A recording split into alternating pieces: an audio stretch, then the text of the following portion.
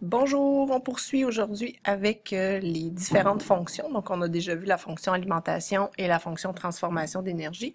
On fait aujourd'hui rapidement la conduction, l'isolation et la protection. Donc, par le nom, probablement que vous comprenez déjà ce que ça veut dire. Donc, la fonction conduction, c'est en lien avec les éléments qui peuvent conduire l'électricité. Donc, les fils électriques.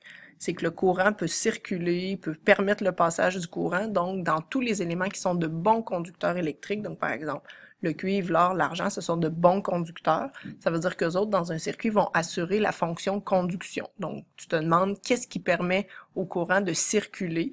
Donc, des fils électriques, ça peut être des fils électriques en cuivre, comme sur l'image que vous voyez ici, ou sur un petit circuit électronique, il y a quand même des fils électriques. Ensuite, la fonction qu'on appelle isolation, ben, c'est ce qui isole. Donc, par exemple, les gaines de caoutchouc autour des fils électriques, c'est ce qui nous empêche, quand on touche au fil, d'avoir un choc électrique. Donc, ces matériaux-là, c'est des matériaux qui sont isolants. Donc, la fonction conduction, c'est des matériaux conducteurs. La fonction isolation, c'est des matériaux isolants. Donc, toutes les gaines de plastique, tout le ruban isolant qu'on appelle le ruban électrique, c'est un isolant. Vous avez la céramique, qui est un excellent isolant aussi en électricité. Donc, tout ce qui est un matériau isolant, ça empêche en fait d'avoir aussi ce qu'on appelle des courts-circuits. Donc, des courts-circuits, c'est si votre isolant sur un fil, par exemple, commence à être un peu brisé, ben c'est une mise en contact qu'on fait involontaire entre deux éléments d'un circuit qui ne devraient pas se toucher. Ça va provoquer en fait une décharge électrique et là, ça peut abîmer vraiment un circuit électrique au complet. Donc un court-circuit, on veut pas ça dans un circuit électrique. La fonction protection, justement, quand il y a des courts-circuits, quand il y a des surcharges, ben, il y a des éléments dans un circuit électrique qu'on va brancher qui assurent la fonction protection. C'est le cas des fusibles et des disjoncteurs.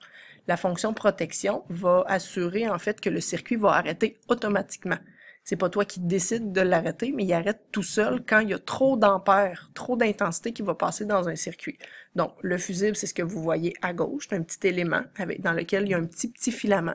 Et le disjoncteur, ça ressemble à un gros interrupteur. Le fusible, en fait, c'est l'image que vous voyez, c'est un petit filament. Et s'il passe trop d'ampères à l'intérieur du fusible, le fusible va fondre. Et en fondant, ben, le courant pourra plus passer, pourra plus faire sa boucle fermée et ça va empêcher le circuit électrique de fonctionner. Donc, par exemple, un fusible, on peut dire, ben, un fusible qui est fixé à 10 ampères, ça veut dire que s'il passe plus que 10 ampères dans le circuit, ben, le filament va fondre et ton circuit va être protégé en cas de surcharge électrique. Ça veut dire que tu aurais un trop grand nombre, par exemple, d'appareils qui sont branchés, trop grande demande en électricité, c'est ce qui fait que ton circuit va arrêter si tu as trop d'appareils branchés sur la même source de courant. Ça, c'est ce qu'on appelle une surcharge électrique. Le fusible, une fois qu'il est brisé, il faut le changer. Donc, c'est un peu désavantageux à ce niveau-là par rapport au disjoncteur. Le disjoncteur, c'est ce que vous avez dans votre boîte électrique à la maison. Donc, c'est comme une espèce de gros interrupteur qui permet aussi de détecter les surcharges électriques, mais lui, il va arrêter tout seul et on peut le réarmer. Donc, on peut le réutiliser une fois que la surcharge est réglée. Donc, quand on débranche, par exemple, le trop d'appareils qu'on avait, bien, on peut réarmer notre disjoncteur et ça va fonctionner à nouveau. Donc, par exemple, le disjoncteur, c'est le même principe. Tu vas fixer ton disjoncteur à 15 ampères. S'il passe plus que 15 ampères, ben, ton interrupteur va s'ouvrir. Ça veut dire que ça va ouvrir le circuit, ça va faire un trou dans ton circuit et le circuit va arrêter de fonctionner. Donc, on a deux dispositifs de protection à ce niveau-là qui vont vous protéger. Il existe aussi ce qu'on appelle une surtension. Les surtensions aussi, il faut faire attention. C'est pas tout à fait la même chose que les surcharges. Ça veut dire qu'on va avoir une augmentation importante d'une différence de potentiel fournie par une prise de courant.